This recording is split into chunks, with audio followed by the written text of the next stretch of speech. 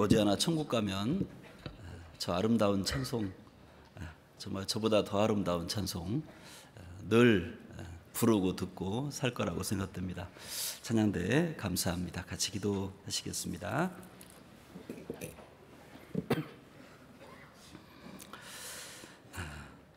저희를 죄악에서 구원해 주시고 천국의 소망을, 영원한 소망을 주신 하나님 아버지 감사드립니다. 저희들 하나님 알지 못할 때 무엇이 참된 소망이고 기쁨인지 알지 못하고 살아왔습니다. 그러나 저희들을 먼저 불러주시고 구원해 주셔서 천국 갈 소망으로, 감사함으로, 기쁨으로 살아갈 수 있도록 도와주신 은혜를 감사드립니다. 지금까지도 늘 함께해 주심을 감사드립니다. 앞으로도 주님 오시는 날까지 우리 가운데 한 사람도 실족되지 않고 이 주님의 몸된 교회 가운데, 주님의 역사 가운데 다 귀하게 쓰임을 받을 수 있도록 도와주시길 원합니다. 우리 가운데 주님 보시기에 혹 합당치 못한 것이 있다면 깨닫고 버리게 해주시고 주님 앞에 더욱더 합당한 모습으로 주님께 영광을 돌리는 생활이 될 수 있도록 도와주시기를 원합니다. 우리를 통해서 우리의 사랑하는 가족들, 주변 영혼들 구원하기를 원하시는 줄 압니다. 아직도 구원받지 못한 주변에 많은 잃어진 영혼들이 있습니다. 더욱더 깨어 근신하고 담대히 전할 수 있도록 도와주시고 전도의 문을 더욱 크게 열어주시기를 간구드립니다. 또한 땅끝까지 복음을 전파하신 주님의 명령을 따라서 전심전력해서 세계에 선교를 하고 있습니다. 더욱더 주님께서 전 세계적으로 넓은 문을 열어주시기를 간구드립니다. 이 일을 위해서 우리 모두가 힘을 합하고 또 기도하고 또 후원할 수 있도록 도와주시길 간구드립니다. 각 가정마다 또 개인적으로 여러 가지 어려움과 고난 가운데 계신 분도 있을 줄 압니다. 주님께서 말씀의 능력으로 세워주시고 더욱더 힘을 내서, 용기를 내서 주님을 위해서 열심히 살아갈 수 있도록 도와주시길 원합니다. 오늘 한 시간 시중을 주 성령께 부탁을 드립니다. 우리 구주 예수님 이름 받들어 기도드렸습니다. 아멘. 같이 열왕기하 6장입니다.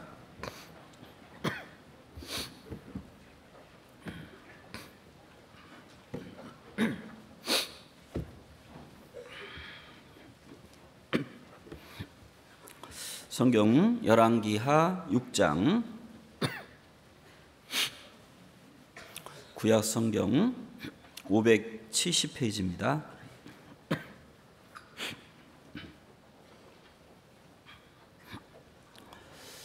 열왕기하 6장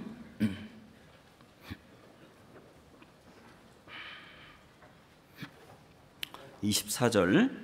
이후에 아람 왕 베나닷이 그 온 군대를 모아 올라와서 사마리아를 에워싸니 아람 사람이 사마리아를 에워싸므로 성중이 크게 줄여서 나귀 머리 하나에 은 80세겔이요 합분태 4분질 갑에 은 5세겔이라. 그 다음에 30절. 왕이 그 여인의 말을 듣고 자기 옷을 찢으니라. 저가 성 위로 지나갈 때에 백성이 본즉 그 속살에 굵은 배를 입었더라. 왕이 가로되 사바스의 아들 엘리사의 머리가 오늘날 그 몸에 붙어 있으면 하나님이 내게 벌 위에 벌을 내리실지로다 하니라. 7장 1절. 엘리사가 가로되 여호와의 말씀을 들을지어다. 여호와께서 가라사대 내일 이맘때에 사마리아 성문에서 고운 가루 한 스와에 한 세겔을 하고 보리 두 스와에 한 세겔을 하리라 하셨느니라.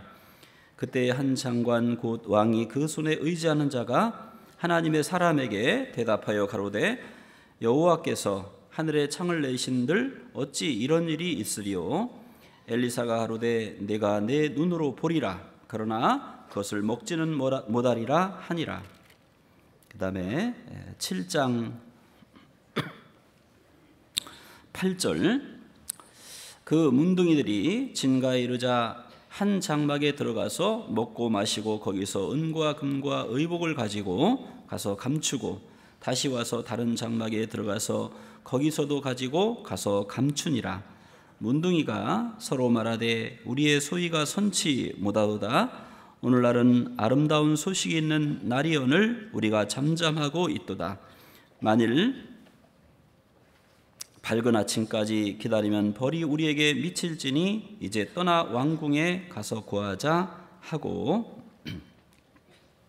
17절 왕이 그 손에 의지하였던 그 장관을 세워 성문을 지키게 하였더니 백성이 성문에서 저를 밟음에 하나님의 사람의 말대로 죽었으니 곧 왕이 내려왔을 때에 그의 한 말대로라. 일찍이 하나님의 사람이 왕에게 구하여 이르기를 내일 이맘때에 사마리아 성문에서 보리 두 스아에 한 세겔을 하고 고운 가루 한 스아에 한 세겔을 하리라 한즉 그때에 이 장관이 하나님의 사람에게 대답하여 가로되 여호와께서 하늘에 창을 내신들 어찌 이 일이 있으랴 하매 대답하기를 내가 네 눈으로 보리라. 그러나 그것을 먹지는 못하리라 하였더니 같이 읽겠습니다. 그 장관에게 그대로 이루었으되 곧 백성이 성문에서 저를 밟음에 죽었더라. 반갑습니다. 안녕하세요. 2013년 초로 기억이 됩니다. 5년 전에 뵙고 또 5년 후에 뵙는데 그동안 더욱더 하나님이 광주교회를 통해서 더욱 역사하셨으리라고 생각됩니다. 오늘 한 시간 이 사마리아에 있던 이 네 문둥이들이 하는 말과 또 행동을 통해서 교훈을 얻고자 합니다. 이건 이제 북이스라엘에 죄가 많을 때 하나님이 엘리사 선지자 때 큰 이적들을 하나님이 많이 일으키셨습니다. 죄가 많고 불신의 시대이기 때문에 하나님을 증거하는 능력이 더욱더 필요한 때였다고 생각합니다. 아람 군대가 사마리아를 에워싸니까 이제 먹을 것이 없어서 심지어는 자식까지 잡아먹는 그런 큰 일이 있고 또 식료품 값이 아주 엄청나게 뛰었던 그런 사건입니다. 그런데 엘리사가 이제 내일이면 이 기근이 풀려질 거다. 그러나 그 말을 듣던 한 장관은 믿지 못했고 그로 인해서 눈으로 보긴 보았지만 누리지는 못하고 죽게 됩니다. 그런데 이 문둥이 4명이 여기서 이대로 죽으나 아니면 어차피 성 안에 들어가도 굶어 죽고 또 이대로 있어도 굶어 죽고 아람 군대에 가서 항복하고 살려주면은 살고 죽으면 죽고 결국 이제 그런 마음을 가지고 이제 아람에 항복하러 갑니다. 그런데 하나님이 함께 하셔서 아람 군대가 이미 다 도망을 간 상태입니다. 그래서 이 네 문둥이가 이제 나가서 이제 배고픈 걸 자기 먹고 마시고 허기를 달랬죠. 그리고 이것저것 좋은 것들을 취해서 이제 감추다 보니까 양심의 가책을 느꼈습니다. 이렇게 좋은 소식을 전하지 않으면 안 된다 하고 이제 가서 성에 전해서 성에서 이제 확실하게 알아보고 그리고 이제 기근을 면하게 하는 그런 내용입니다. 자, 이 내용을 통해서 몇 가지를 한번 생각해 보겠습니다. 하나님이 이 기근을 통해서 고통을 이스라엘 백성들에게 주시는 사건들이 나옵니다. 신명기서에 보면 내가 악을 행하여 그를 잊음으로 하나님을 잊음으로 내 손으로 하는 모든 일에 여호와께서 저주를 내리셔서 이제 폐병과 열병과 상한과 학질과 한재와 풍재와 썩는 재앙으로 너희를 치시리니. 이 한재가 바로 기근이죠. 비가 내리지 않고 기근입니다. 여기서는 이제 비가 내리지 않는 기근보다는 아람 군대에서 포위됐기 때문에 이제 먹을 것이 다 떨어지는, 실제 이스라엘 역사상 심지어 자식을 잡아먹는 그런 끔찍한 사건들이 몇 차례 있습니다. 성경에도 몇 군데가 있고 또 실제 역사 속에 기록되어 있는 그 사건들도 있습니다. 과거 바벨론이 이스라엘을 포위할 때, 그때 이제 포위당했을 때 먹을 것이 없어서 역사의 기록에 의하면 심지어는 자기 자식도 잡아먹는 일이 있었다고 합니다. 또 AD 70년에 유대 전쟁사, 요세푸스에서 기록된 유대 전쟁사에 보면 AD 70년에 로마 타이터스 장군에 의해서 예루살렘이 포위됐을 때 역시 먹을 것이 없어서 심지어는 자기 자식을 잡아먹는 일도 있었습니다. 바로 이 엘리사 시대에 북이스라엘이 아람 군대에서 포위당했으므로 이제 먹을 것이 없어서 심지어는 자기 자식을 잡아먹는 일까지 있었습니다. 자, 이 비를 내리지 않아서 오는 기근이든 적군에게 포위를 당해서 오는 기근이든 성경에는 하나님 앞에 죄로 인한 재앙이라고 말씀을 하셨습니다. 물론 하나님이 훈련을 시키기 위해서 또 하나님을 의지하게 하기 위해서 뭔가 깨닫게 하기 위해서 기근 같은 재앙들을 주시기도 합니다. 그러나 이 본 내용은 이제 하나님 앞에 합당치 못했기 때문에 하나님이 이방 나라를 들어서 이스라엘을 괴롭게 하신 겁니다. 그래서 우리 자신도 어떤 일이 있을 때 우리 자신을 돌아보는 자세가 필요합니다. 여러 가지 혼란과 고난이 있을 때, 야고보서에 보면 이제 어려움이 있을 때는 기도하라 라고는 말씀이 있죠. 기쁠 때는 찬송을 하고 고난이 오면 기도하라고 했습니다. 그러나 이 이스라엘 왕은 그 문제의 원인을 엘리사에게만 돌렸습니다. 그래서 여기 31절을 보면 왕이 가로되 사밧의 아들 엘리사의 머리가 오늘날 그 몸에 붙어 있으면 하나님이 내게 벌 위에 벌을 내리실지로다 하니라. 분명히 아람 군대로 인해서 이 포위되어 있는, 그래서 굶어 죽고 심지어는 자식까지 잡아먹는 이런 끔찍한 사건은 엘리사 때문이다 하고 이렇게 핑계를 댄 겁니다. 합당치 않은 자세입니다. 사실은 이스라엘의 왕과 그 백성들이 하나님을 떠났기 때문에 때로는 기근을 통해서, 때로는 전쟁을 통해서 이런 혹독한 고통을 허락을 하신 겁니다. 여기 이 이스라엘 왕뿐만 아니라 아합 왕도 똑같이 생각했습니다. 열왕기상 18장에 보면 이스라엘의 우상 숭배가 아주 심각할 때, 그때 엘리야가 하나님께 돌아오게 하기 위해서 하나님 앞에 간절히 기도했습니다. 간절히 기도했더니 3년 반 동안 비가 내리지 않는 아주 혹독한 그런 기근이 왔습니다.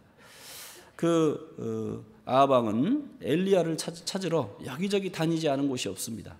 나중에 이제 엘리야를 만나서 이스라엘을 괴롭게 하는 자가 내냐 하고 이렇게 이야기했습니다. 너 때문에 우리가 지금 기근 때문에 굶어 죽고 고통을 당하고 있다라고 이야기합니다. 그때 엘리야가 뭐라고 했습니까? 내가 아니라 바로 당신 때문이요 라고 이야기합니다.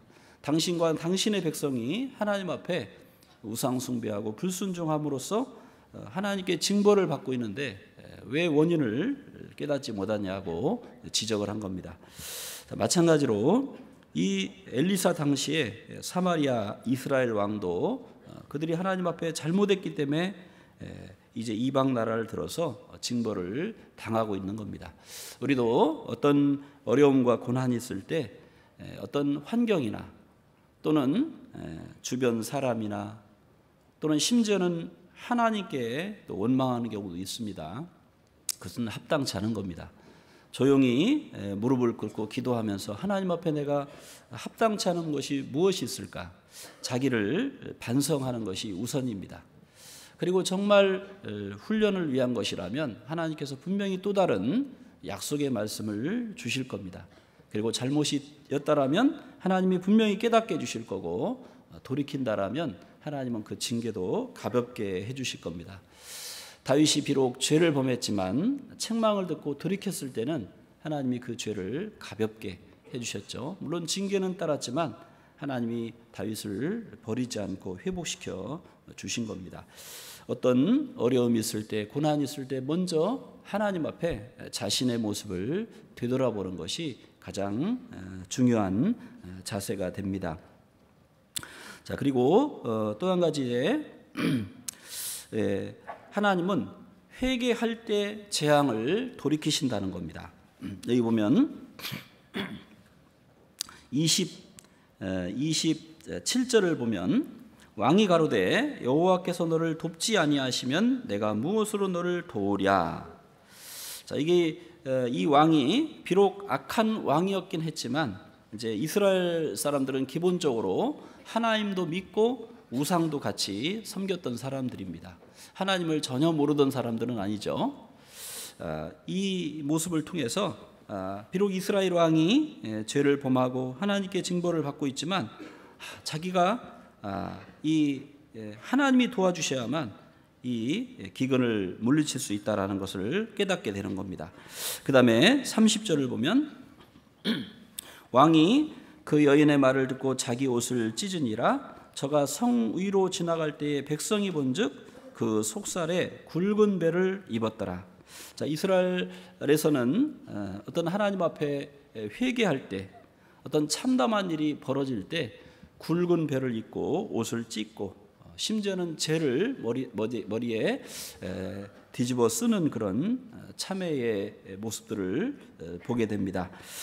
이 왕이 진정으로 뉘어쳤는지는 우리가 확실히 알 수 없습니다. 다만 엘리사에게 핑계를 대는 걸 보면 완전하게 회개했다고 보기는 어렵습니다. 그러나 하나님 앞에 겸비한 마음으로 하나님의 도우심을 구하는 그런 자세는 있었던 것 같습니다. 비록 악한 왕이었지만 하나님 앞에 마음을 낮추고 하나님의 도우심을 구할 때 하나님은 그 재앙을 넘어가게 한 적도 있습니다. 여기 그런 모습을 보고 엘리사가 7장 1절에 엘리사가 가로되 여호와의 말씀을 들을지어다. 여호와께서 가라사대 내일 이맘때에 사마리아 성문에서 고온가루 한 스아에 한 세겔을 하고 보리 두 스아에 한 세겔을 하리라 하셨느니라. 이 이제 스아라는 것은 이제 어떤 단위죠. 단위고 그다음에 또 이게 세겔이라는 것도 이제 동전의 금액의 단위고요. 그다음에 스아는 이제 부피의 단위입니다. 보통 한 스아 하면 한 7.3리터 정도 된다라고 하고요. 그리고 한 세겔하면 한 사람이 4일간 일한 한 임금 정도, 대가 정도 그런 정도 되는데 이게 싼 건 아니지만 그 기근 때문에 아주 엄청나게 굶주렸을 때보다는 훨씬 이제 이렇게 풀리는 그런 모습입니다. 그것을 이 장관은 어떻게 그런 일이 있을 수 있냐 하고 이제 믿지 못했죠. 아무튼 그런 일이 곧 내일이면 있을 것이다. 자, 근데 실제로 밑에 보면은 이제 6절에 이는 주께서 아람 군대로 병거 소리와 말소리와 큰 군대의 소리를 듣게 하셨으므로 아람 사람이 서로 말하기를 이스라엘 왕이 우리를 치려하여 햇사람의 왕들과 애굽 왕들에게 값을 주고 저희로 우리에게 오게 하였다 하고 황혼에 일어나서 도망하되 다 놓고 이제 걸음아 나살려라 하고 빈몸으로 도망을 간 겁니다. 그러니까 그 아람 군대들이 수만 명이 가지고 있던 그 물건들, 양식들 이런 것들이 그대로 놓여지고 도망을 간 거죠. 자, 바로 그날 밤에 도망을 갔고 다음 날 이제 양식을 얻게 되니까 엘리사를 통해서 하신 하나님의 말씀이 그대로 이루어진 겁니다. 자, 이렇게 하나님 앞에 참으로 겸비한 마음으로 돌이킬 때는 하나님은 반드시 용서해 주시고 그 징계를 경감을 시켜 주십니다. 열왕기상 요 성경은 잡아놓으시고 19장을 한번 보겠습니다.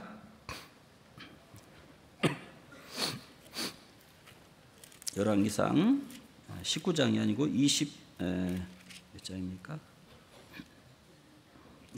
21장입니다. 21장. 열왕기상 21장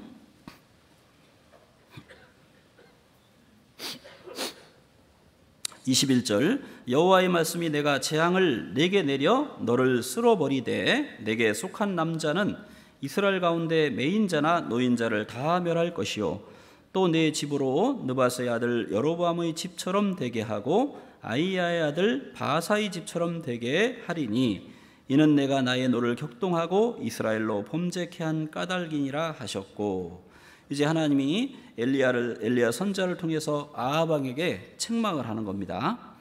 그때 이제 하나님이 내리실 재앙을 쭉 이야기하니까 27절 아합이 이 모든 말씀을 들을 때 그 옷을 찢고 굵은 배로 몸을 동이고 금식하고 굵은 배에 누우며 행보도 천천히 한지라. 28, 9절 같이 읽겠습니다. 여호와의 말씀이 디셉 사람 엘리야에게 임하여 가라사대 때 아합이 내 앞에서 겸비함을 내가 보느냐? 저가 내 앞에서 겸비함을 인하여 내가 재앙을 저희 시대에 내리지 아니하고 그 아들의 시대에야 그 집에 재앙을 내리라 하셨더라. 아합이 일시적으로나마 겸비한 마음을 가졌습니다.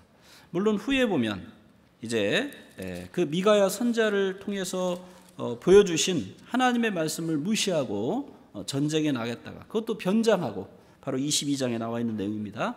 변장하고 나갔는데 우연히 이제 적군이 활을 쐈는데 바로 갑옷 솔기에 맞아서 결국 아합은 죽었습니다. 전쟁터에서 피를 많이 흘려서.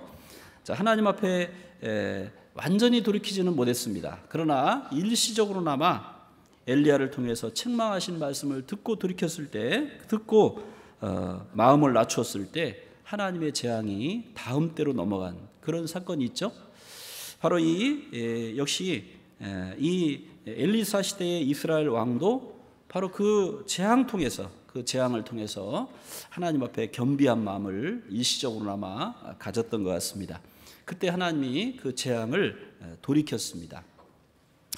자, 이 하나님 앞에 온전 합당치 못한 왕조차도 하나님의 책망을 듣고 돌이킬 때 하나님의 재앙을 넘어가게 하는데, 미루는데, 우리가 하나님 앞에 합당치 못한 행위를 했을 때 하나님의 책망을 받고 돌이킨다라면 하나님이 우리를 용서하지 않을 리가 없습니다.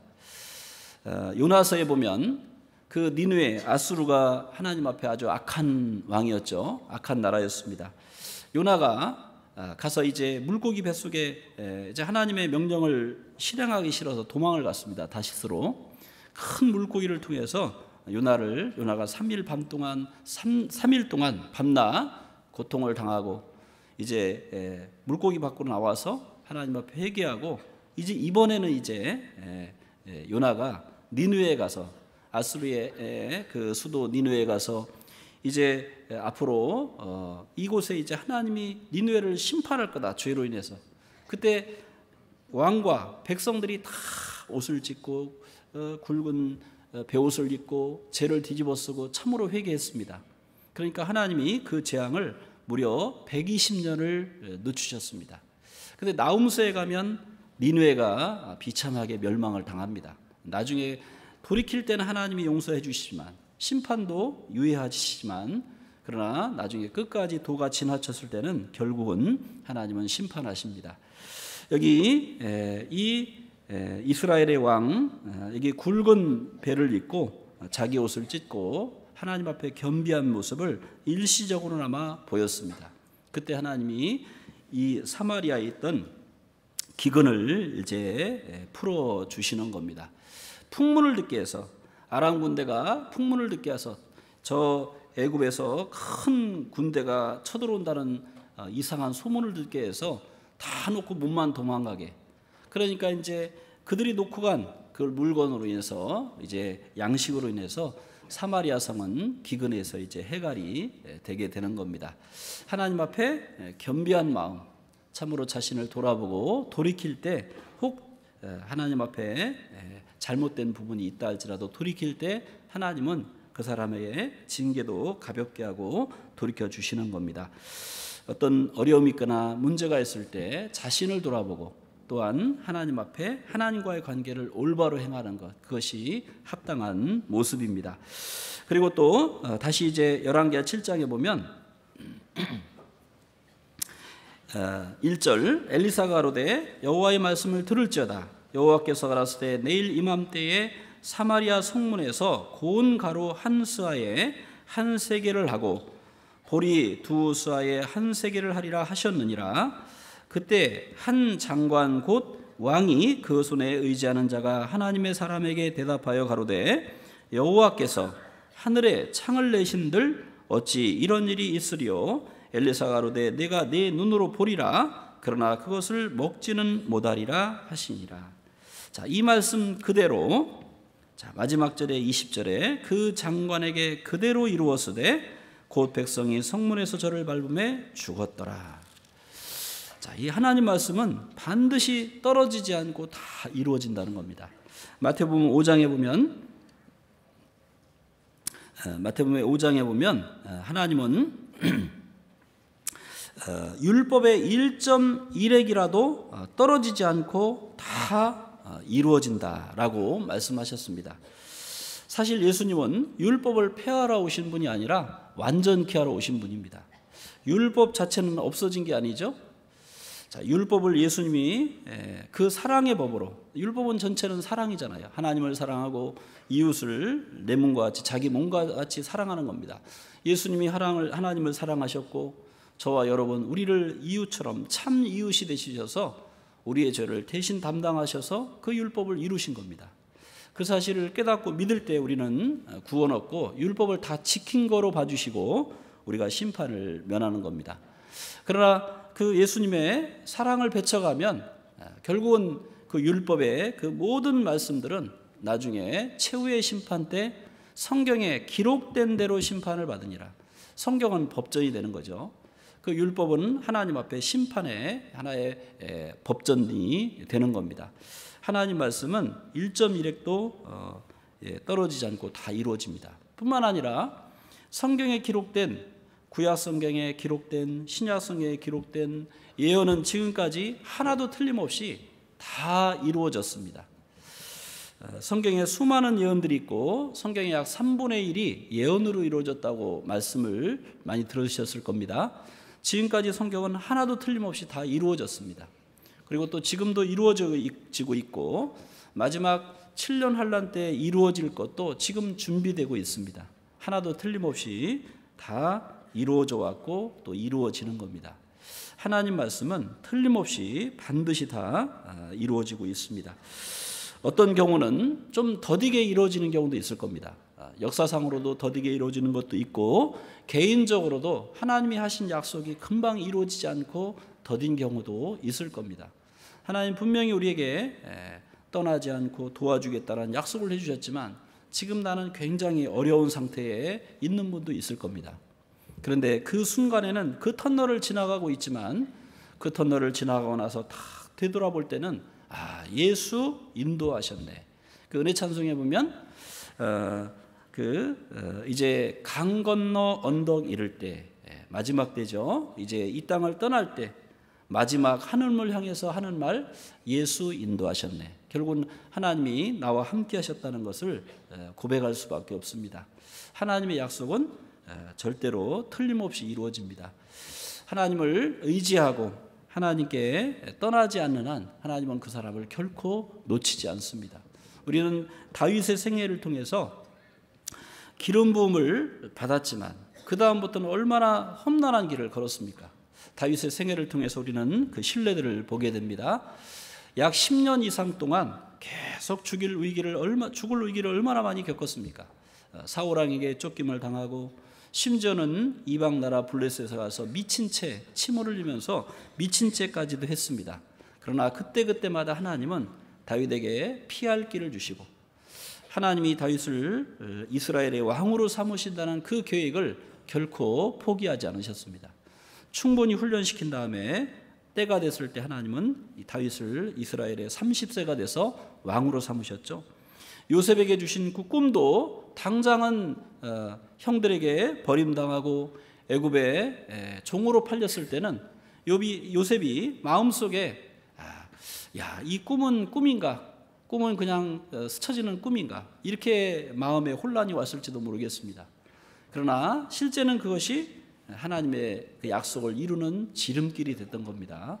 어떻게 17세의 소년이 13년 만에 애굽의, 그것도 이방 나라, 자기 나라도 아니고요, 이방 나라의 총리 대신이 될 수 있겠습니까?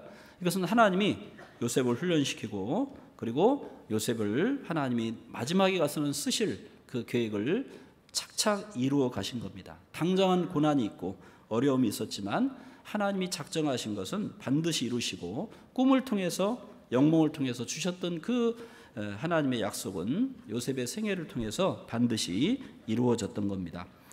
하박국서, 요 성경을 잡아놓고 하박국서 2장을 보겠습니다. 미가, 나움, 하박국. 하박국서 2장 2절 3절입니다. 하박국서 2장 2절 3절.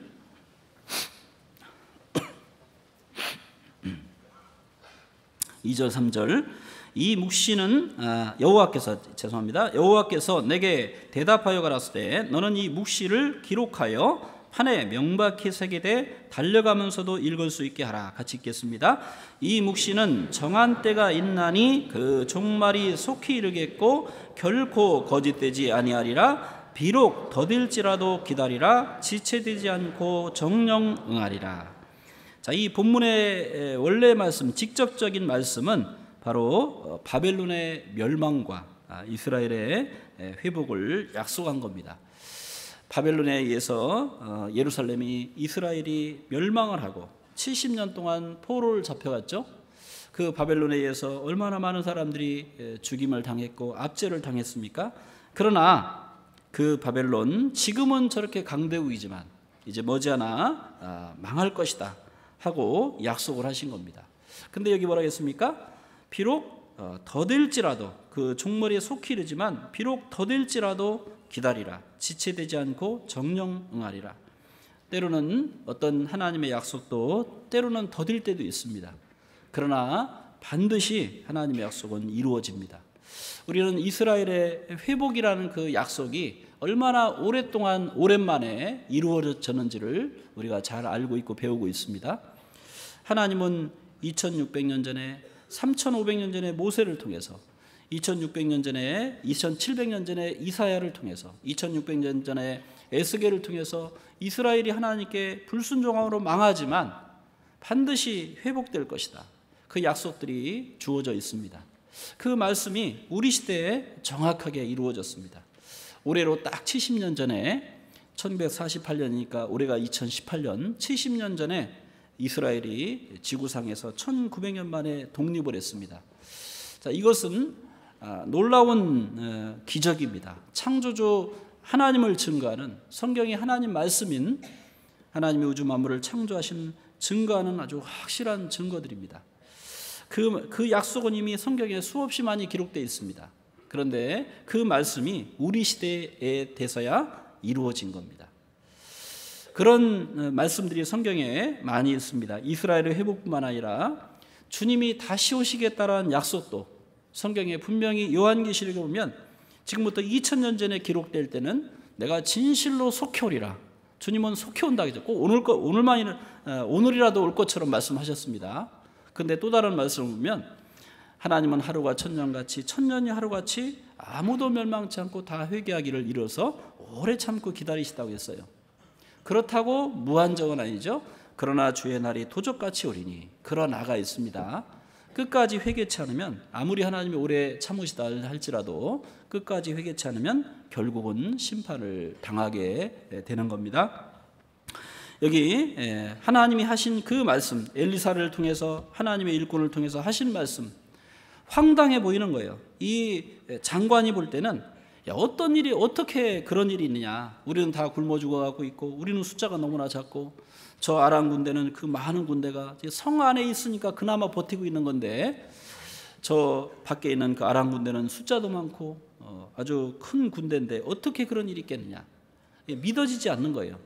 그러나 하나님 말씀은 어떻게 했습니까? 반드시 이루어지는 겁니다.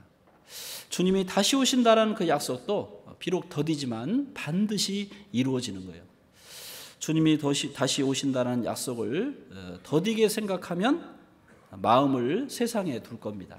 그런데 왜 주님께서 문 앞에 이르렀다는 말씀도 하시고 곧 오시겠다고 하시고 왜 그랬을까요?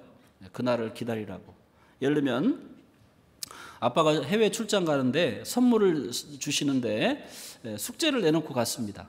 근데 이제 한 달간 해외 출장 갔다 온다. 자, 그런데 갑자기 일정이 취소돼 가지고 나간 지 일주일 만에 돌아왔어요. 자, 숙제 해놨을까요? 안 해놨을까요? 숙제 해놨어요? 혹 10명이면 100명이면 한두 명 하는 사람도 있죠. 미리미리 숙제하는 모범생들 거의 없을 거예요. 그런데 만약에 야 아빠 3일 동안 출장을 갔다 오는데 요만큼 숙제 해놔라. 갔다 오면 내가 너 숙제 잘하면 내가 좋은 상 줄게. 3일 있다 온다. 그러면은 막 해철 부리기 시간이 있어요 없어요? 숙제 양이 많으면. 그러면 오늘은 쉬더라도 내일부터는 할 거 아니에요, 그죠? 곧 오신다라고 생각하면 좀 더 부지런하게 움직일 겁니다. 물론 그날은 오늘 밤이 될 수도 있고 내일이 될 수도 있고 우리는 아무도 모릅니다. 그러나 확실한 것은 성경의 모든 예언들이 거의 다 이루어졌다는 거예요. 다 이루어졌습니다. 그리고 7년 환란에서 이루어질 것도 지금 다 준비가 되고 있습니다. 최근의 자료에 의하면 아예 북경에서 중국에서는요 사람들이 그냥 이 안경 가지고도 스마트 안경이 지나가는 사람이 저게 범죄인이 아닌지 딱 알아보잖아요. 불과 몇 초면 3초면. 자, 그런 시대에 한 사람의 세계를 다스릴 수 있는 그런 모든 준비가 사실은 다 된 겁니다. 주님이 오늘 오시더라도 사실 큰 성경에 틀림이 없습니다. 다 이루어졌기 때문에. 그리고 우리가 지금 전하고 있는 세계 선교를 하고 있는 현재 71개국에 우리나라를 빼고 71개국에 복음이 전파되고 있고 663개의 교회가 우리 교회를 통해서 전도돼서 열심히 전도하고 있는 선교지 빼고요. 그렇게 이제 최근에 통계가 되고 있습니다. 그런데 사실 그 나라들이 기독교가 처음 들어간 나라가 아니에요. 이미 과거에 선교사들을 통해서 미국과 영국 선교사들을 통해서 이미 복음이 한바탕 다 지나갔던 곳입니다. 지금 복음이 다 잘못된 복음들, 잘못된 것들 때문에 또 시들어졌기 때문에 다시 복음을 전하는 거지 이미 한바탕 지나간 거예요. 사실 북한에도 6.25 전에 북한에서 평양 대부흥운동도 있었고 북한에도 지금 지하교회가 있다고 하잖아요. 그래서 주님 오실 날은 사실은 이 말씀처럼 곧 오십니다. 물론 그 날짜는 아무도 모르지만 그런데 여기에 뭐라 했냐면 비록 더딜지라도 속히 이리라. 비록 더딜지 우리가 생각할 때 더딜지 모르지만 하나님은 아무도 멸망치 않게 해서 오래 참으시는 거고 그러나 무한정 참는 게 아니죠. 하나님이 노아에게 120년의 기회를 주셨습니다. 그러나 120년이 차고 나서 처음 말씀하신 후에 120년이 차고 방주가 준비되고 나니까 드디어 방주에 들어가고 일주일 후에 홍수가 내려서 심판을 했던 겁니다. 하나님의 말씀은 틀림없이 다 이루어집니다. 주님 다시 오신다는 약속도 이루어지는 겁니다. 자, 그리고 이 전도에 대한 약속도 하나님 분명히 이루어 주실 겁니다. 사도행전 16장입니다. 사도행전 16장 30절입니다. 사도행전 16장 30절.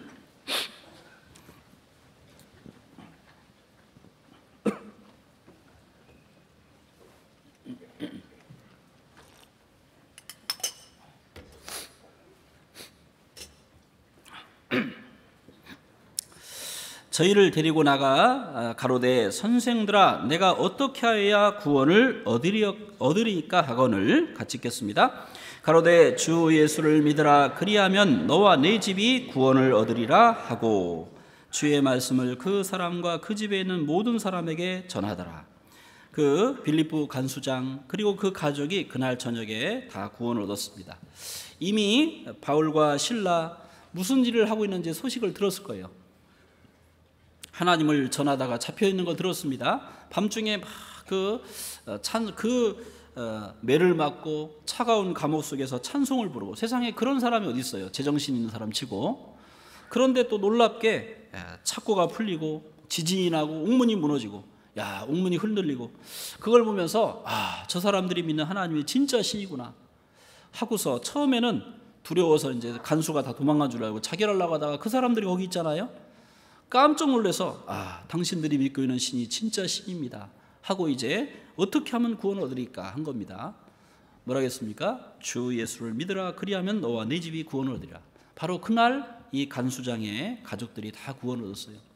고넬료와 가족들 친구들이 한날 베드로를 청해서 말씀을 듣고 구원을 받았죠. 자, 이 너와 네 집이 구원을 얻으리라는 그 약속도 하나님은 반드시 이루십니다. 자, 물론 어떤 경우는 이 빌립보 간수장이나 고넬료처럼 하루에 같이 한꺼번에 가족이 구원받는 그런 경우도 있어요. 이게 신방을 하다 보면 그 사람이 이제 이렇게 개인 신상 구원받은 간증이 묻다 보면 하루에 다 구원받은 사람도 있어요. 하계 수양에 가서 한꺼번에 가족들이 구원받은 경우도 있고, 아니면 전도 집회 때 그 집회에 가족들이 참석해서 구원받은 경우도 있고. 그러나 이제 대개의 경우는 그렇진 않고, 되게 먼저 한 분이 구원받고 그분이 가족들에게 또 계속 전해서 구원을 받는 경우. 근데 어떤 경우는 또 빨리 구원받는 경우 있어요. 지금도 기억납니다. 제가 처음 구원받았을 때 청년이었는데 구원받고 이제 교제에 참석하는데 토요일마다 와서 이번 주 토요일 나와서 간증하고, 다음 주 토요일 날 어떤 자매님이 구원받았다고 간증하고, 다음 주 토요일 날 와서 언니가 구원받았다고 간증하고, 그 다음 주 토요일 날 또 와서 동생이 구원받았다고 간증하고, 그 다음 주 토요일 날 또 와서 또 동생이 구원받았다고 간증하고, 그 기간 동안에 계속 상담을 한 거예요. 한 주 한 주. 그래서 4자매가 있는데 이제 형제 2하고 자매 4명하고 6남매인데, 그 중에 제가 그 2 형제들은 잘 모르겠고요. 이 4자매가 한 자매님이 구원받아서 동생들 계속 전해서 뭐 매주인지 기억을 안 나지만 한 짧은 시간, 불과 한두 달 정도 안에 나머지 그 자매들이, 가족의 자매들이 다 구원받은 그런 것도 기억이 납니다.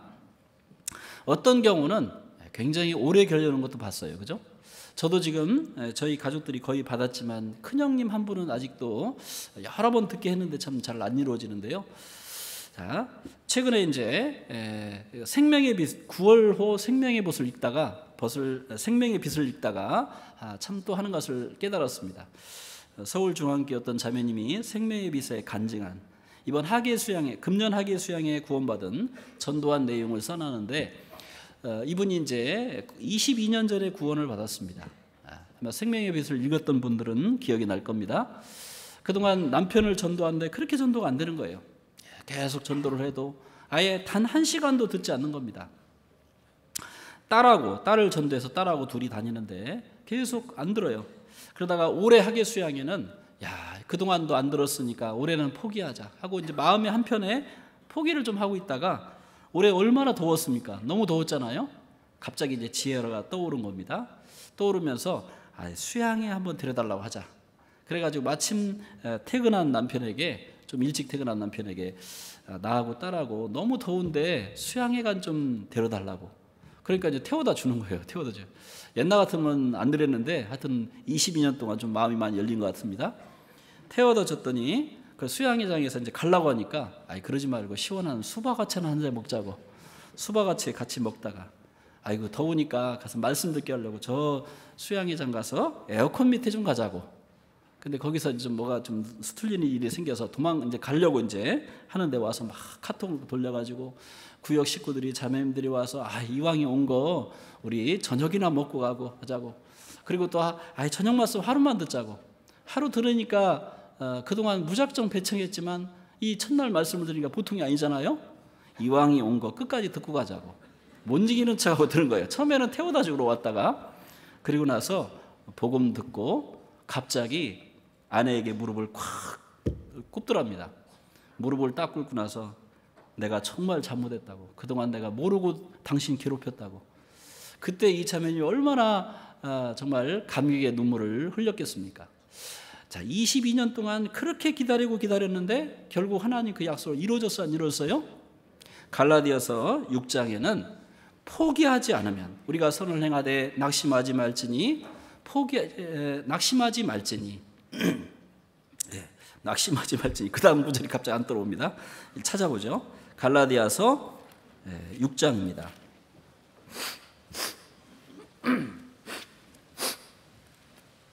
갈라디아서 6장 9절입니다. 9절 10절. 갈라디아서 6장 9절 10절. 우리가 갈라디아서 6장 9절 10절입니다. 우리가 선을 행하되 낙심하지 말지니 피곤하지 아니하면 때가 이름에 거두리라. 그러므로 우리가 기회 있는 대로 모든 이에게 착한 일을 하되 더욱 믿음의 가정들에게 할지니라. 자, 선을 행하되 낙심하지 말지니 피곤하지 아니하면 때가 이름에 거두리라. 우리가 선을 행하다가 금방 결과가 나오지 않으면 우리는 쉽게 낙심하기가 쉽습니다. 엘리야 얼마나 이스라엘의 위대한 그런 선지자입니까? 그 하나님의 능력으로 아하방 앞에 가서 바알 선지자, 아세라 선지자 850명과 그 갈멜살 대결, 그 바알 선지자들이 내기를 했죠. 바알이여 아침부터 저녁까지 아무리 부어도 응답이 없었잖아요. 엘리야는 그 제단에다가 물을 부어서 또랑을 만들고 그 물까지도 하나님 앞에 간절히 기도할 때 물이 와서 훑고 지나갔습니다. 그리고 제물을 태웠잖아요. 불로 응답하셨죠. 3년 반 동안 간절히 기도하니까 3년 반 동안 비가 내리지 않았습니다. 물론 이스라엘을 깨닫게 하기 위한 목적입니다. 미워서 그런 게 아니고요. 그렇게 위대한 엘리야, 그러나 이세벨이 엘리야를 죽이려고 하니까 두려워서 도망을 갔어요. 그리고 낙심해서 이제 조카오니 나를 데려가 주십시오. 하나님은 아직 데려갈 때가 안 됐죠. 떡을 먹이고 물을 먹이고 다시금 용기를 주고 다시금 사명을 주셨잖아요. 아직은 떠날 때가 아니잖아요. 이제 마지막 엘리사에게 모든 걸 다 넘기고 나서 그때 이제 하나님이 불병거로 엘리야를 산채로 데려가셨습니다. 아직은 그때가 아니었어요. 그런데 엘리야가 낙심을 했어요. 엘리야도 우리와 성정이 같은 자, 야고보서 5장에 그렇게 말씀하고 있죠. 하나님의 그 일꾼들도 사실 우리와 같은 연약함들을 다 갖고 있습니다. 그러나 믿음으로 그 연약함들을 이기신 겁니다. 우리도 마찬가지로 선을 행하다가 금방 결과가 나오지 않으면 낙심하기 쉬운 그런 연약함을 갖고 있어요. 근데 여기 뭐라 했냐면 피곤하지 아니하면 때가 이름에 거두리라. 낙심이 오지만 다시 하나님의 약속을 의지하고 믿음으로 다시 행한다라면, 그리고 주님 안에 거하고 주님 앞에 간절히 기도하고 포기하지 않는다라면 하나님이 반드시 그것을 이루신다고 약속했습니다. 누가복음 18장에도 그 억울한 일을 당한 그 가난한 과부가 불의한 재판관에게 나의 원한을 풀어줬어. 계속 부르짖으니까 나중에는 귀찮아서 들어주잖아요. 그러면서 하시는 말씀이 바로 하나님께서 이렇게 오래 참으시겠느냐, 하나님 반드시 더딜지라도 반드시 이루어 주시겠다라고 약속을 하신 겁니다. 그래서 우리가 당장 전도가 잘 안 이루어진다 할지라도 낙심하고 뒤로 물러날 게 아니라 반드시 이루신다라는, 하나님 말씀은 반드시 이루신다는 그 약속을 믿고 나가야 됩니다. 생활 중에 공공 중에 있다 할지라도 과연 너희를 버리지 않고 떠나지 않겠다. 사람이 감당할 시험 밖에는 너에게 당한 것이 없다. 시험을 당할 즈음에 피할 길을 반드시 내신다. 그 약속의 말씀을 믿고 붙잡는다라면 지금은 좀 곤란 가운데 통과할지라도 조금 있다가 반드시 도와주실 겁니다. 사망의 음침한 골짜기로 다닐지라도 해를 두려워하지 않을 것은 여호와께서 함께 하십니다. 때로는 푸른 추장으로 인도하시지만 사망의 골짜기를 통과도 시키게 합니다. 목적은 더 좋은 걸 주려고. 이쪽 골짜기에서 저쪽 골짜기로 넘어갈 때 사망의 음침한 골짜기를 넘어가야 되잖아요. 특별히 이스라엘은 여러 구릉도로 이루어졌습니다. 이 산에서 저 산으로 갈 때 그 골짜기를 지나가는데 골짜기에는 일이나 그런 맹수들이 숨어 있는 경우가 많답니다. 그러나 목자가 지키고 있기 때문에 그 사망의 골짜기지만 안전할 수 있는 겁니다. 하나님의 그 말씀은 역사 가운데 예언의 성취뿐만 아니라 우리의 생활 가운데서도 반드시 이루신다는 것, 사실은 이것을 믿어야 됩니다. 그런데 믿는 자들을 통해서 하나님은 역사를 하시는 겁니다. 다시 열왕기하 7장을 보겠습니다. 열왕기하 7장 1절 2절 엘리사가 가로되 여호와의 말씀을 들을지어다. 여호와께서 가라사대 내일 이맘때에 사마리아 성문에서 고운 가루 한 사에 한 세겔을 하고 보리 두 사에 한 세겔을 하리라 하셨느니라. 같이 읽겠습니다. 그때에 한 장관 하나님의 사람에게 대답하여 가로되 어찌 이런 일이 있으리요? 엘리야사가 가로되 내가 내 눈으로 보리라. 그러나 그것을 먹지는 못하리라 하니라. 자, 하나님의 약속이 주어져 있지만 믿는 자에게 그 약속은 이루어지는 겁니다. 자, 하나님은 믿는 자를 가장 기뻐하셔요. 그래서 믿음이 없이는 하나님을 기쁘시게 못하나니 하나님께 나아가는 자는 그가 반드시 계신 것과 자기를 찾는 자들에게 상 주심을 믿어야 할지니라. 믿는 자를 통해서 하나님은 역사해 오셨습니다. 믿지 않는 자를 통해서는 하나님은 역사하지 않는 겁니다. 자, 이 장관 바로 그 약속을 믿지 못할 때 눈에 보기는 보지만 참여는 못하는 거예요. 누리지는 못하는 겁니다. 자, 하나님은 믿는 자들을 통해서 역사를 해오셨습니다. 자, 대표적인 예를 보겠습니다. 누가복음 1장을 보겠습니다. 누가복음 1장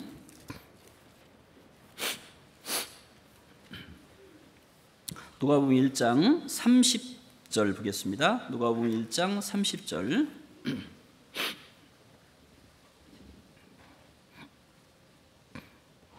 누가복음 1장 30절 천사가 일러 가로되 마리아여 무서워 말라. 내가 하나님께 은혜를 얻었느니라. 보라 내가 수태하여 아들을 낳으리니 그 이름을 예수라 하라.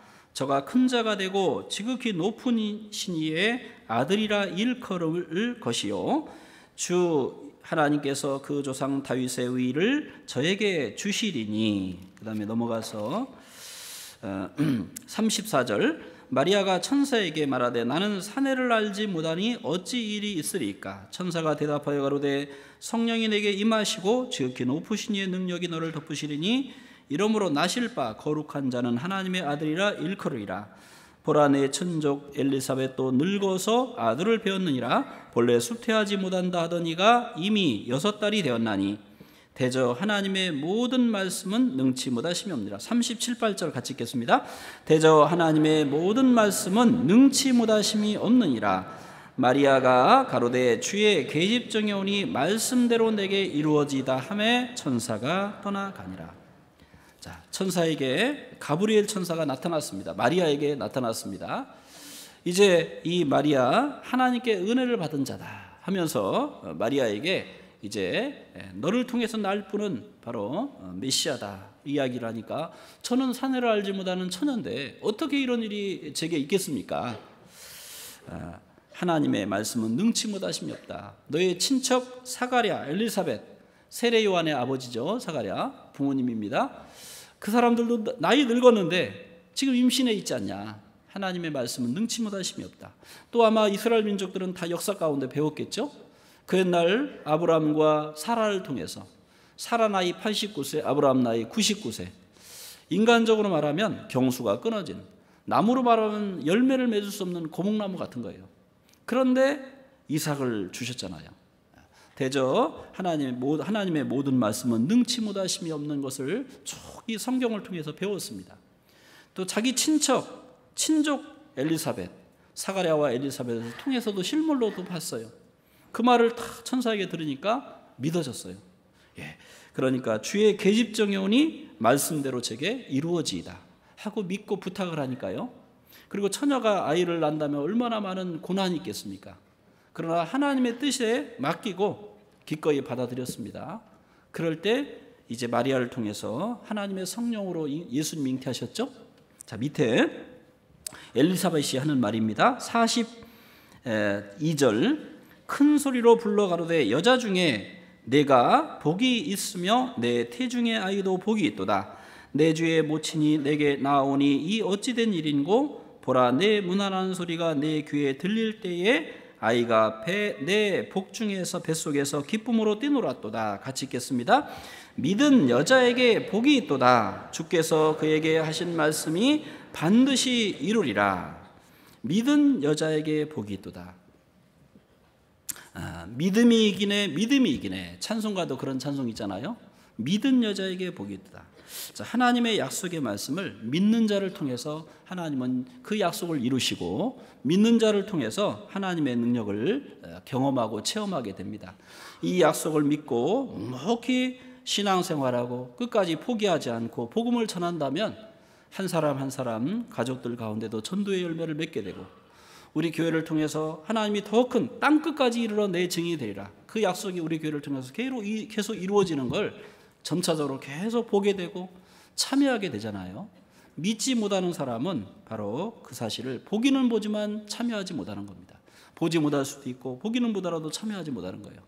결국 이 장관은 바로 불신으로 인해서 사람들에게 밟혀서 그 엘리사의 예언대로 밟혀 죽임을 당하고 누리지는 못했잖아요.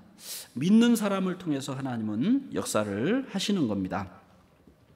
자, 그래서 우리도요, 어떤 어려운 상황에서도 항상 이 약속의 말씀을 확 붙잡고 끝까지 내 안에 거하라는 말씀, 그리고 결코 우리를 버리지 않고 떠나지 않겠다는 약속, 그리고 주님이 우리에게 주신 너와 네 집이 구원 얻으라는 그 약속의 말씀을 믿고 인내하고 낙심하지 말고 우리가 복음을 전하고 주님의 일을 힘써야 되겠습니다.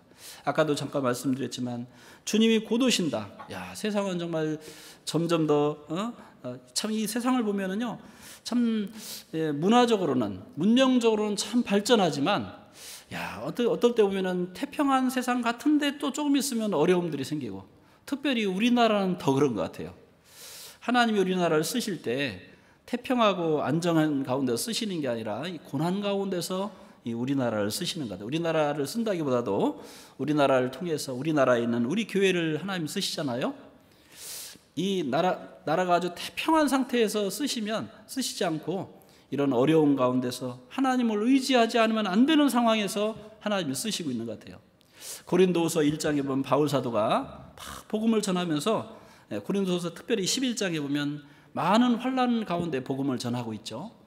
때로는 강의 위험, 강도의 위험, 바다의 위험, 굶주리고 매맞고 많은 헐벗고 그런 가운데서 계속 복음을 전하는데, 그런 가운데 또 복음이 전해지는 거예요.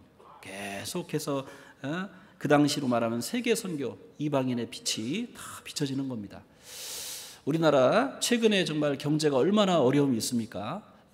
모르겠어요. 이 지방은 좀 모르는데 서울 있으면 참 요즘에는 조금 잡혔다고 하는데요.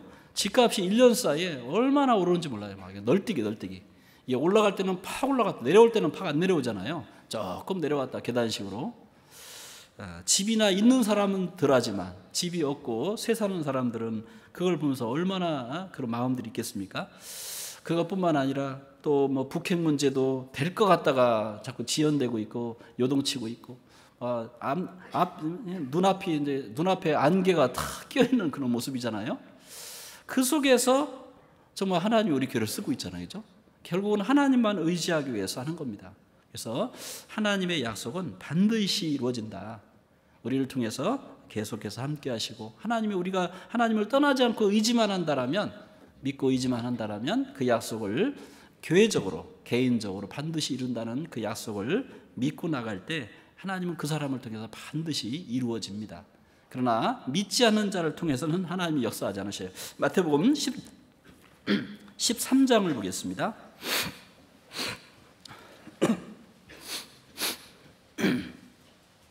57절 8절입니다. 마태복음 13장 57절 8절.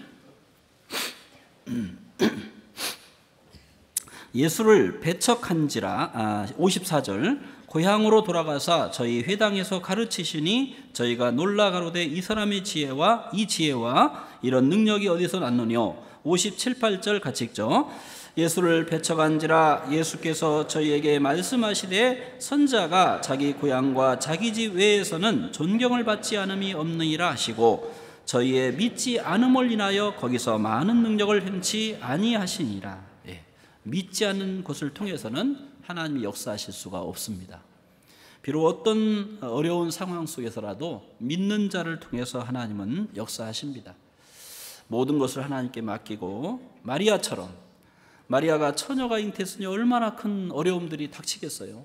그러나 나에게 그런 능력을 베푸신다라면 내 인생도 책임져 주시겠다라는 그 약속을 믿고 주의 계집종이 오니 주님 뜻대로 하십시오.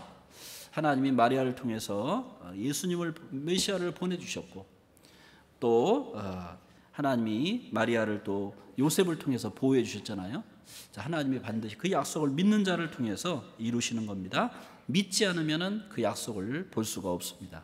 그래서 우리는 하나님의 그 말씀 지금까지 다 이루어졌기 때문에 우리의 생활 가운데서도 우리를 결코 떠나지 않고 함께 하신다는 그 약속도 믿어야 되겠습니다. 다시 이제 본문을 보겠습니다. 열왕기하 6장 7장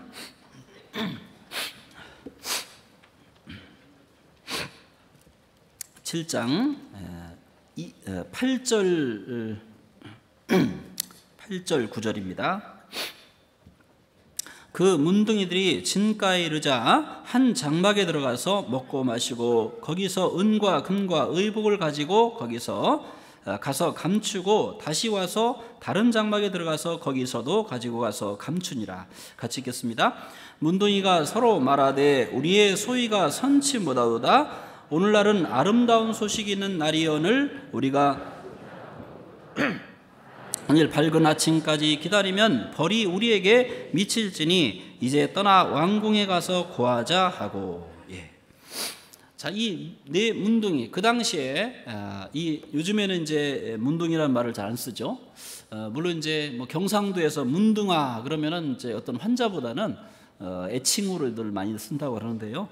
요즘에는 이제 한센병, 한센 환자 이렇게 이제 이름을 좀 이렇게 바꿔서 씁니다. 성경에는 소경이라는 말도 좀 이렇게 듣기가 좀 저기 하니까 요즘에는 이제 시각장애인, 처음에는 맹인이라고 하다가 시각장애인 이렇게 이제 부드럽게 버스 운전사 그러다 요즘에는 기사님 이렇게 이제 이름도 바꾸잖아요. 시대가 이제 이렇게 많이 바뀌었는데요. 아무튼 이 문둥이 4명, 이 문둥병은 초기면은 어느 정도 고칠 수가 있습니다. 그러나 역시 지금도 문둥병이 말기는 고칠 수가 없고요. 그리고 그 당시에는 더더군다나 문둥병은 하나님의 능력으로 나아만처럼 고치는 경우를 제외하고는 자연적으로는 나을 수 없는 그런 병, 문둥병을 천형이라고도 이야기합니다. 그리고 성경의 문둥병은 죄인을 상징하기도 하죠. 그래서 이제 성경에 예수님이 그런 말씀들, 문둥 환자들을 낫게 하면서 하나님의 그 뜻을 성경에 여러 가지 모형적으로 보여주는 그런 내용들이 많이 있습니다. 근데 이 문둥이들을 통해서 이 사마리아에 있는 바로 그 사마리아의 성 안에 있는 사람들을 구원한 겁니다. 물론 이것도 하나님이 허락을 하셨을 겁니다. 문둥이들은 자기들이 이제 여기서 있으나 성 안에 들어가도 죽고 여기도 죽고 혹시 반반이니까 확률이 반반이니까 우리 한번 아람 군대에 가서 양식 있는 아람 군대에 가서 항복해보자. 그들이 우리를 받아주면 사는 거고 안 받아주면 어차피 여기서 죽으나 거기서 죽으나 마찬가지. 그런 마음으로 갔습니다. 갔더니 전쟁의 풍문을 듣고 아람 군대가 급히 도망가느라고 다 놓고 도망간 거예요. 가서 보니까 먹을 것도 많으니까 배고프니까 우선 먹을 걸 해결했죠. 금은 보화들이 있는 겁니다. 그걸 막 챙겨서 감춰놓고 좀 있다 보니까 양심의 가책이 느끼는 거예요. 저 바로 눈에 보이는 저 사마리아 성에 있는 우리 가족들, 우리 백성들은 굶어 죽는데 우리는 지금 이렇게 숨기고 있다. 양심의 다 가책을 느껴서 얼른 가서 이 소식을 전하자 하고 이제 가서 이제 전하는 겁니다. 그 소식을 전해 듣고 처음에는 이제 혹시 이런 몰래 숨어서 기습하려는 작전이 아닐까 하고 이제 왕이 이제 의심하니까 이제 말을 타고 가서 쫓아가 보니까 저 요단강까지 도망가는 거예요. 아, 실제 도망가는구나 확인하고 나가서 이제 그 아람 진에 가서 양식과 그런 것들을 가지고서 이제 기근을 면하게 되는 내용입니다. 자, 그런데 이 기근을 면하게 되는 정말 육신의 양식도 사람이 굶어 죽는 사람에게는 복음과 같은 거잖아요, 그죠? 육신의 양식을 먹으니까 사람이 살아나잖아요. 물론 영혼의 양식은 하나님 말씀입니다.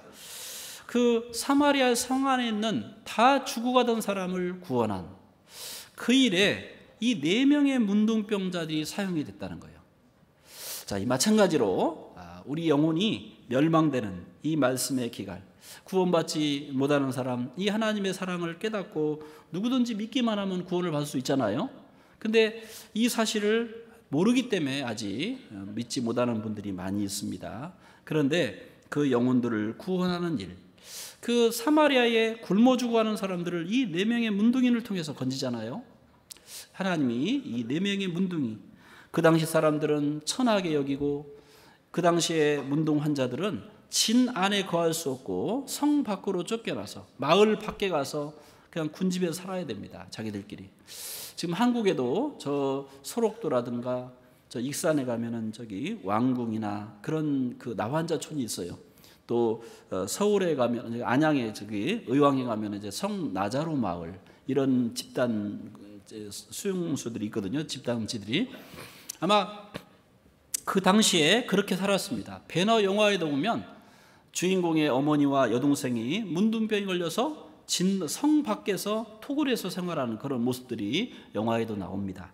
자, 이 사람들이 그런데 그랬던 그 보잘것없는 문둥이들을 통해서 그 사마리아 성 안에 있는 사람들을 하나님이 구원하시는 거예요. 이걸 보면 하나님의 역사가 정말 이 육체에 있지 않다는 것을 봅니다. 우리 사무엘상 16장에 보면 하나님이 다윗을 선택하면서 뭐라고 했습니까? 사람은 외모를 보지만 나 여호와는 중심을 보느니라. 하나님은 중심을 보잖아요, 그죠? 비록 이 문둥이들 사람들이 꺼리고 사람들과 격리되어 있는 사람이지만 하나님은 그 사람들을 들어서 그 사마리아 성 안에 있는 사람들을 구원한 일에 쓰신 겁니다.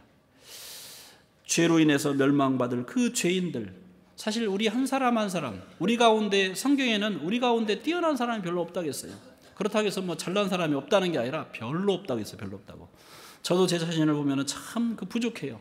찬송가에 제가 최고 마음의 위안이 되기도 하고 생각되는 구절 중에 하나가 이 쓸데없는 자 왜 구원해 주시는지 그 찬송 있잖아요. 403장인가 410장인가 그 찬송을 부를 때마다 이게 제 생각이 나요. 제 생각이. 자, 그렇잖아요. 우리 각자 사실 별 볼 일 없는 사람이잖아요. 자, 우리 이 성경을 잡아놓으시고 고린도전서 1장을 보겠습니다.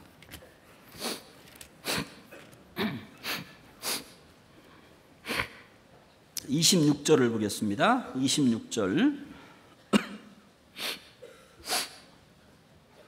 고린도전서 1장 26절. 형제들아, 너희를 부르심을 보라. 육체를 따라 지혜 있는 자가 많지 아니하며 능한 자가 많지 아니하며 문벌 좋은 자가 많지 아니하도다. 그러나 하나님께서 세상에 미련한 것들을 택하사 지혜 있는 자들을 부끄럽게 하려 하시고 세상에 약한 것들을 택하사 강한 것들을 부끄럽게 하려 하시며 하나님께서 세상에 천한 것들과 멸시받는 것들과 없는 것들을 택하사 있는 것들을 폐하려 하시나니. 같이 읽겠습니다. 못하게 하려 함이라. 하나님이 여기 뭐라 했습니까? 육체를 따라 지혜 있는 자가 많지 않고 능한 자가 많지 않고 문벌 좋은 자가 많지 않고 세상에 미련한 것들을 택하사 지혜 있는 자들을 부끄럽게 하시고 약한 것들을 택하사 강한 것들을 부끄럽게 하시고 천한 것들과 멸시받는 것들과 없는 것들을 택하사 있는 자들을 폐하려 하시나니. 아무 육체라도 하나님 앞에서 자랑하지 못하게 하려 함이라. 우리 중에 문벌 좋은 자, 좀 어느 정도 사는 사람, 그런 사람이 없다는 게 아니라 적다는 겁니다. 혹 한둘 있다는 거예요. 대부분의 경우는 가난한 자들에게 복음이 전파된다. 선진국보다 사실은 후진국에 전도를 하면 더 많은 전도가 잘 되잖아요. 더 많은 분들이 구원을 받고. 자, 그것은 예로부터 지금도 마찬가지입니다. 가난할수록 마음도 가난한 경우가 많이 있기 때문에 그렇습니다. 하나님은 이 문둥한 자 그들을 통해서 왕을 비롯해서 성 안에 있는 사람들을 구원하는 일을 하시잖아요. 자, 그런 역사들이 성경에 많이 있습니다. 예수님의 그 제자들 12명 중에 그 중에 베드로와 또 안드레, 요한과 야고보와 요한 네 명은 어부였습니다. 그렇다 해서 완전히 무식한 사람이라기보다는 어부가 학문 없는 사람이라고 되어 있잖아요. 별로 세상적으로 배움이 많지도 않고 또 천한 직업이고 고생하잖아요. 이 어부가 얼마나 떼약 밑에서 얼마나 밤새도록 잠도 못 자고 얼마나 고생하는 직업입니까? 자, 그랬던 사람을 주님은 불러서 사람을 낚는 어부로 만들어 놓으시잖아요. 그랬던 그 물고기 잡던 어부, 사람들이 별로 천하게 어떤 직업을 가졌던 그 베드로, 한 번 하나님 말씀을 전하는데 3,000명이 구원을 받고, 한 번 복음을 전하는데 5,000명이 구원을 받고, 얼마나 크게 하나님께 귀하게 쓰임을 받았습니까? 바울 사도같이 성경에 능통한, 아볼로같이 성경에 능통한 그런 사람도 하나님은 쓰십니다. 다 뭐 무식한 사람만 쓰시는 게 아니에요. 그런데 또 별로 배움이 없는 베드로 같은 사람, 그런 사람도 하나님은 귀하게 사용을 하신다는 겁니다. 아모스서에 보면 아모스가 말하기를 나는 선지자가 아니며 선자의 아들도 아니요 나는 목자여 뽕나무를 배양하는 자로서 양떼를 따를 때에 여호와께서 나를 데려다가 내게 이르시되 가서 내 백성 이스라엘에게 예언하라 하셨나니, 이 아모스 선지자는 선자도 아니고 선자의 아들도 아니고 목자고 뽕나무를 배양하는 자. 목자라는 것은 양치는 목자도 이스라엘 안에서 별로 좀 천한 직업 중에 하나였습니다. 더더군다나 뽕나무를 배양하는, 그것은 양을 치면서 양에게 겨울에 꿀을 얻기 위해서 이제 돌 감람나무에다가 이제 거기 그 감람에다가 이제 겨울에 이제 꿀을 얻기 위해서 이제 추수철에 이제 초기에 이제 거기다가 구멍을 내주면 아주 맛있는 이제 거로 바뀐답니다. 그래서 우리말로는 이제 뽕나무로 되어 있지만 실제는 이제 돌 감람나무. 그래서 그러면 나중에 이제 맛있는 이제 과일이 맺게 되는 그 일을 해주면 겨울에 이제 그 밑에는 풀을 뜯어서 얻는 이제 그런 일. 그러니까 굉장히 고된 일을 한 겁니다. 그랬던 이 아모스, 양떼를 따르는 중에 하나님 부른 거예요. 어떤 그 선지자 밑에서 선지자 학교에서 배운 것도 아닙니다. 엘리사 뭐가 됐어요? 농사 짓고 있다가 하나님이 부르니까, 엘리야가를 통해서 부르니까 결의하고 있던 소를 탁 잡아가지고 그 다음에 이제 그거 가지고 가족들 나눠주고 그리고 이제 탁 따랐잖아요. 자, 이 엘리사 농부였어요, 농부. 근데 여기 오늘 본문에 나와 있는 그 엘리사, 하나님이 얼마나 큰 위대한 선지자가 됐습니까? 자, 하나님은 이런 연약한 자, 부족한, 역사적으로도 우리 D.L. 무디, 물론 가난했지만 그렇다고 D.L. 무디가 뭐 무식한 사람은 아니었던 것 같아요. 이제 배움이 너무 가난해서 초등학교도 미처 졸업하지 못했던.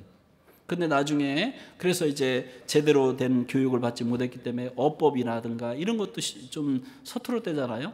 그런데 확실한 증인의 말은 힘이 있다. 막 그 무디가 전도하면 얼마나 많은 사람들이 구원을 받고, 무디가 또 영국에 가서 막 전도해서요, 우리 교회 뿌리를 쭉 한번 거꾸로 이렇게 올라갔더니 무디가 와서 전도해서 구원받은 그분이 이제 영국에서 그렇게 해서 전도가 됐더라고요. 이제 나중에 웩섬교부가 나오고, 그런 뿌리도 우리의 뿌리도 우리 교회의 이 복음의 뿌리도 이제 무디를 통해서 또 연결이 되는데요. 이 무디 너무 가난해서 초등학교도 졸업하지 못한 사람. 근데 하나님이 그를 얼마나 크게 쓰셨습니까?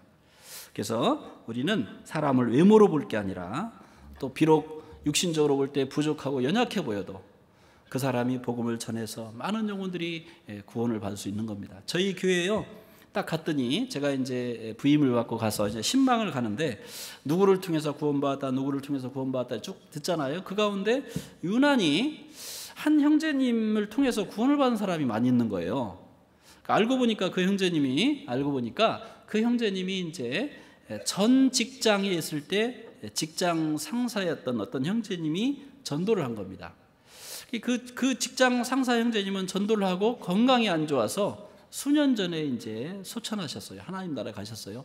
이분은 많은 분은 전도를 못했어요. 건강이 안 좋아서 처음에는 저도 예전에 교회학교를 서울중앙학교에서 같이 했던 형제님인데 처음에는 참 건강해 보였는데 어느 순간에 보니까 간이 안 좋고 건강이 안 좋았는데 굉장히 얼굴도 컴해지고 막 그래서 그렇게 사시다가 얼마 전에 이제 돌아가셨는데 그분이 전 직장에서 전도한 분이 그분은 많은 분을 전도 못했지만 그분이 그 전도받은 그분이 와서 이제 가족들, 처가들, 자기 집안 식구 또 교회 직장의 또 부하들 전도해서 이분들이 나와서 또 가족들 전도하고 많이 이 서울 서부교회 그분을 통해서 구원받은 분들이 꽤 많이 있더라고요. 여러분들이 여러 가정들이.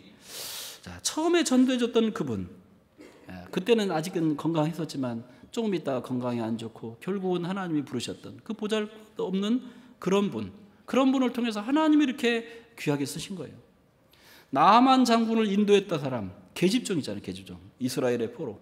근데 하나님이 그런 사람을 귀하게 또 쓰신 겁니다. 자, 이제 연말이 되면 임원을 좀 하라고. 아이고, 이제 우리가 흔히 그러잖아요. 조금 힘들고 어려우면은 아이고 나 같은 사람이 뭘 하냐고도 하고 핑계를 여러 가지 댑니다. 근데 하나님은요, 하나님이 쓰신다면 주가 쓰시겠다 하라. 저 나귀에게 매여 있는 거, 나귀를 끌어와라. 나귀 새끼를. 주인이 말할 때 저걸 왜 끌어갑니까 하면 주가 쓰시겠다 하라. 그러면 주인이 보낸대요, 안 보낸대요? 주인이 보내잖아요. 자, 주님이 우리를 쓰시겠다 그러는데 아이고 저는요 뭐해서 뭐 안 좋고요, 뭐해서 안 좋고요, 다 핑계대는 거예요. 하나님은 이 문둥 환자들도 쓰시는데 내가 문둥 환자처럼 연약한 자라 할지라도 하나님은 얼마든지 쓰실 수 있는 거예요. 나는 건강이 안 좋고요, 나는 뭐가 안 좋고요 막 핑계 대잖아요. 마치 잔치집에 누가복음 22장에 잔치집에 초대했더니 나는 장가 들었으니까 못 가고요, 뭐 했으니까 못 가고요, 뭐 했으니까 못 가고요. 다 핑계대는 모습이에요. 핑계입니다, 핑계. 하나님은 이런 사람도 쓰시는 거예요. 그러면 이 문둥 환자보다는 우리는 훨씬 낫잖아요. 하나님 우리를 전도하는 일에도 교회 안에 봉사에도 하나님을 귀하게 쓰시기를 원해요. 내가 아무리 부족해도 하나님이 원하시면 드려야 돼요. 계집종 마리아 뭐라겠어요? 쓰시겠다고 하니까 주의 계집종연이 말씀대로 이루어지이다. 믿은 여자에게 복이 있도다. 힘과 그 먹을 것과 양식을 주신 하나님이 직분을 잘 받아들이고 순종하면은요 감당할 수 있는 지혜도 주시고 건강도 분명히 주실 거예요. 그렇다고 갑자기 기운이 넘치거나 그러진 않더라도 그 일을 감당할 수 있는 건강 분명히 허락해 주실 겁니다. 자, 그리고 또 이제 또 이들이 한 말을 또 잠깐 보면은요, 다시 본문을 보면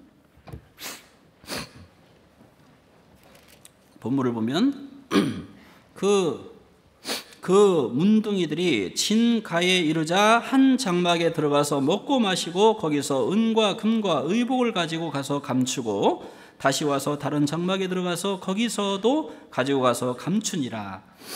여기 감춘 거예요, 감춘 거. 얼마나 이기적이에요, 그죠? 이 문둥이들이 배고프니까 당연히 먼저 먹고 하는 거 당연하죠.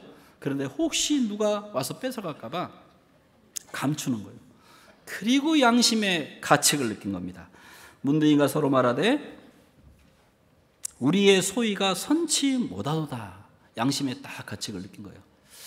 자, 이 문둥이들에게 그 아람진에서 준 그 의복들 또 특별히 양식들 이게 문둥이를 위해서 준 것도 맞아요. 그래요, 안 그래요? 근데 문둥이만 위해서 준 거예요? 아니면 그 성사람들을 준 거예요? 성사람들을 위해서 준 거예요. 하나님이 우리를 구원해 주신 것은 우리만 천국 가라고 주신 게 아니에요.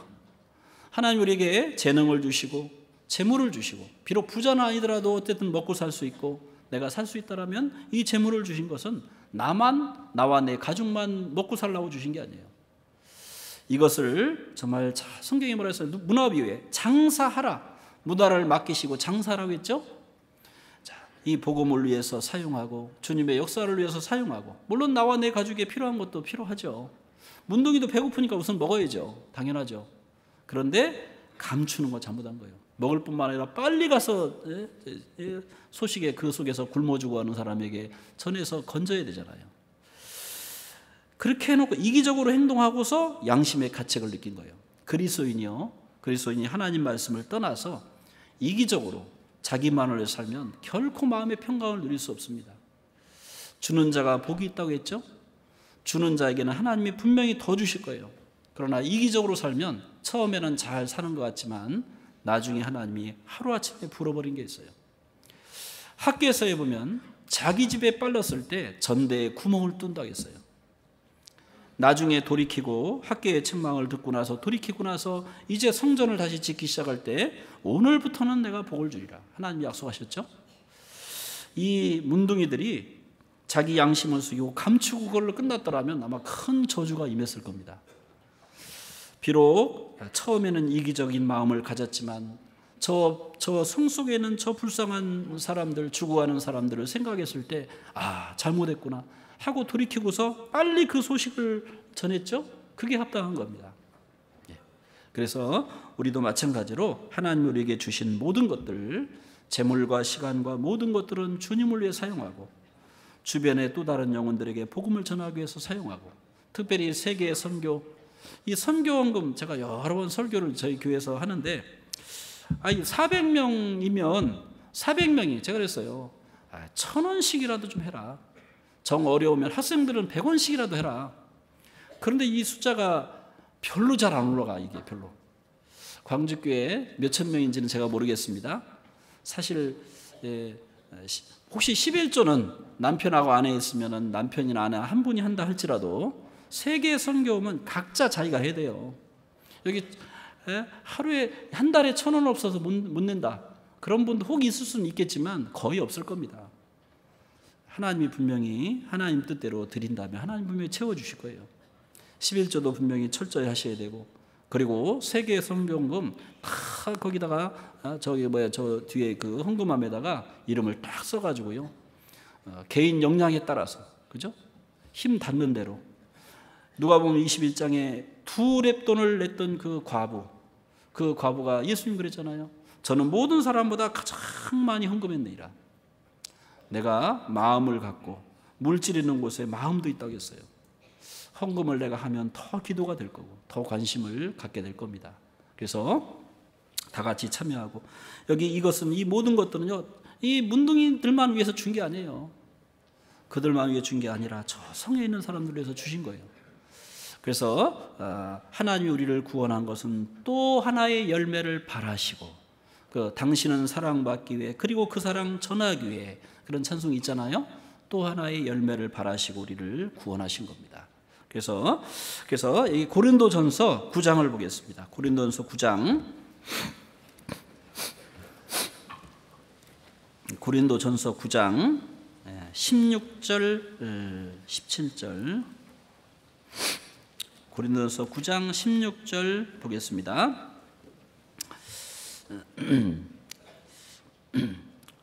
내가 복음을 전할지라도 자랑할 것이 없으면 내가 부득불할 일임이라. 만일 복음을 전하지 아니하면 내게 화가 있을 것이미로다. 내가 내 임의로 이것을 하면 상을 얻으려니와 임의로 아니한다 할지라도 나는 직분을 맡았노라. 물론 바울 사도는 이방인의 사도라는 직분을 맡았기 때문에 더욱더 직분자로서 열심히 해야 됩니다. 그러나 사실은 이 복음을 전하는 건 바울 사도만이 아니라, 물론 외국에 가서 선교사처럼 하는 것은 바울의 직무였고 우리 시대의 선교사님들의 직무일 겁니다. 그러나 이 복음을 위해서 후원하고 같이 기도하고 물질로 참여하고, 이것은요, 선자를 돕는 자는 선자의 상을 얻는다고 했잖아요. 자, 그것은 우리가 같이 해야 될 일입니다. 만일 복음을 전하지 아니하면 내게 화가 있을 것이미로다. 물론 직접 가서 전도하는 것도 해당됩니다. 뿐만 아니라 이 복음을 위해서 후원하고 기도하고 참여하는, 내가 직접 전도하는 사람 없지만 교구 집회에, 구역 집회에, 대집회에 내 몸이 참여해서 같이 기도하고 물질로 참여하고 또 실제로 가서 내가 또 전도하고, 그렇지 않고 이기적으로만 산다면 처음에 문둥 환자들이 처음에 가졌던 그 마음, 양심에 걸렸잖아요. 양심에 걸려서 그들이 말하기를 그랬잖아요. 우리의 소위가 선치 못하도다. 선치 못한 겁니다. 그건 죄입니다. 선을 행할 줄 알고도 행치 않는 것은 죄입니다. 죄를 짓고 나서 하나님께 축복받을 생각을 하면 안 되겠죠? 돌이켜야 됩니다. 그리고 여기 또 말하기를, 오늘날은, 다시 본문입니다. 열왕기하 7장 9절. 오늘날은 아름다운 소식이 있는 날이오늘 우리가 잠잠하고 있도다. 만일 밝은 아침까지 기다리면 벌이 우리에게 미칠지니 이제 떠나 왕궁에 가서 전하자. 이 아름다운 소식, 세상에 아름다운 소식들 많이 있어요. 이번에 수능에서 5월 1등급 받았대. 좋은 소식이죠? 이번에 대기업 입사했대. 아름다운 좋은 소식이죠? 이번에 불 났는데 소방관이 끄고서 건졌대. 좋은 소식이에요. 그죠? 그런 것도 좋은 소식인데, 그거는 조금 있으면은 다 나중에 사실은 이제 복이 화가 되는 경우도 있습니다. 그잖아요. 그런 일도 많이 있잖아요. 그러나 정말 이 복음, 지옥 갈 영혼이 구원받고 천국 갈, 그건 정말 훨씬 더 큰 소식이에요. 성안이 줄여서 다 주고 갈 때 양식은 좋은 소식이잖아요. 우리 영혼이 지옥 갈 영혼에게 복음을 전하는, 이거야말로 정말 가장 복된 소식이에요. 지극히 아름다운 소식입니다. 바로 예수님께서 우리 죄를 위해서 과거, 현재, 미래 죄를, 보라 세상 죄를 지고 간 하나님의 어린 양이로다. 이 소식보다 더 큰 복음이 어디 있겠어요? 더 아름답고 귀한 소식이 어디 있겠어요? 자, 이것을 우리가 전해야 됩니다. 내가 죽지 않고 살아서 여호와의 은사를 선포하리로다. 우리가 살아있는 목적은 전도하기요. 제가 우리 은장에 들어가면은요, 어르신들 건강하게 오래 사셔야 돼요 그래요. 근데 잘 먹고 잘 살라고가 아니고요, 전도하기 위해서 건강하게 오래 사셔야 돼요 그럽니다. 제가 운동도 좀 하셔요 그렇게 해요. 왜? 건강해야지. 가만히 누워서 이렇게 하면은 지금 이제 아무것도 못 하잖아요. 그러니까 건강하려고 노력하시고, 근데 건강을 위한 건강이 아니라 전도를 위한 건강. 그래서 하여튼 우리가 살아있는 목적은 이 아름다운 소식을 전하는 겁니다. 하나님은 문둥병자에게 그들만 위해서 주신 게 아니에요. 성 안에 있는 사람들을 위해서 주실 거잖아요. 우리에게 복음도 주시고 많은 것들을 주신 것은 우리만을 위해서 주신 게 아니에요. 이것을 지옥에 가는 영혼들, 이뤄진 영혼들에게 그것을 전해서 그들도 구원하기 위한 또 다른 목적이 있다는 것을 우리 마음속에 잊지 말아야 되겠습니다. 그리고 제가 와서 어제 이제 식사하면서 우리 목사님들하고 이렇게 같이 교제를 하면서 광주가 정말 열심히 전도하고 있다. 광주 교회 와 보니까 부목사님들이 이야기하시는데 저도 그렇게 느껴요. 이 광주의 이 도시 하나에 정말 서울과 비례하면 서울보다 훨씬, 서울은 막 몇십 개가 생겨야 되는데 아직 좀 그 정도는 아니잖아요. 열심히 해오셨지만 달리는 말에 더 채찍을 가야 되겠죠. 더 열심히 해주시면 감사하겠습니다. 제가 이제 이번에 이제 발령을 또 광주 서부로 와요. 그러니까 종종 뵙겠습니다. 감사합니다. 같이 기도하겠습니다.